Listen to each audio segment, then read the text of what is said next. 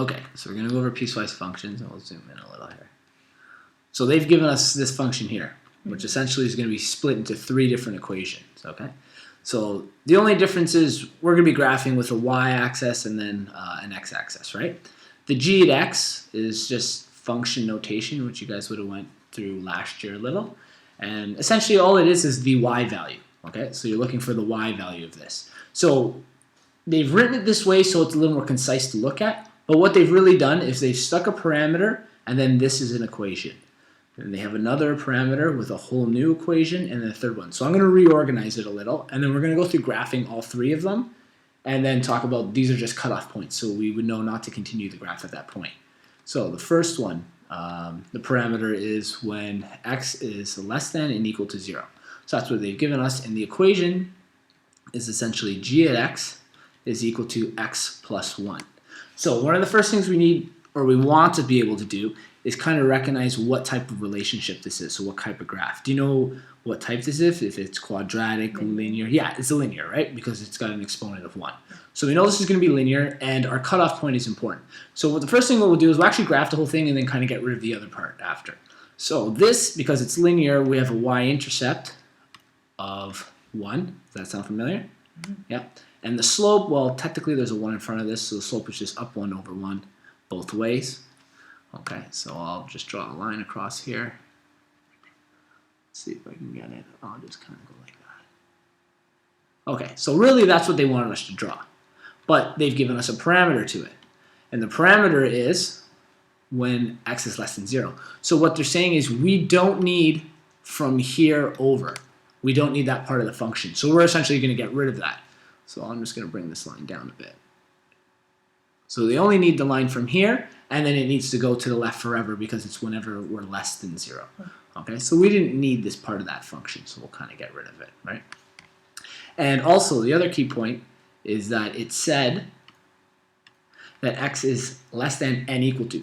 So at equal to, we use a filled-in circle. In other words, we're actually taking up that point.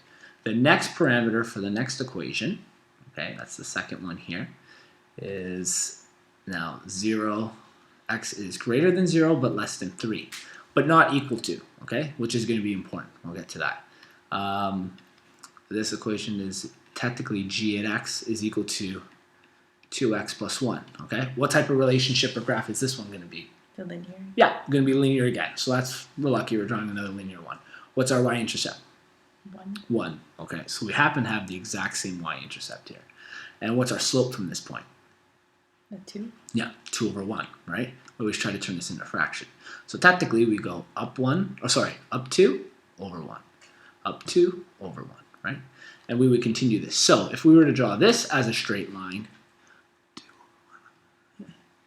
it would technically look like this, okay? But the difference is the parameter for this one is telling us that we only need this line when we're between the values of 0 and 3. So from here on, we don't need it. So in other words, this part of the function we don't need. And we only need it up to 3. So this part of that function we don't need. So essentially, I'm just going to shrink it a little so we fit inside of those parameters, right? So let's move this back a bit. Oop, there we go. He only needs to go there. And we can move back 1 more. Am I on the right line? Let me check. Up 2 over 1, up 2 over 1, up 2 over 1. Oh, better go down 1 more. There we go. Does that make sense where I've stopped it? Mm-hmm. Yeah, because we're at, technically, this is when x is 3. Now, this says less than 3, but not equal to. So in other words, the way we would normally represent that is with a hollow circle. So we're saying that at 3 it doesn't exist, but everything before that we would. Now, we didn't put a hollow circle here because this one was already filled in, and it touched the same point. So it's causing it, we'll talk about that after, to be continuous. Okay, so we've built that second part of it. And then finally, the last function, to give us a parameter of when x is equal to and greater than 3.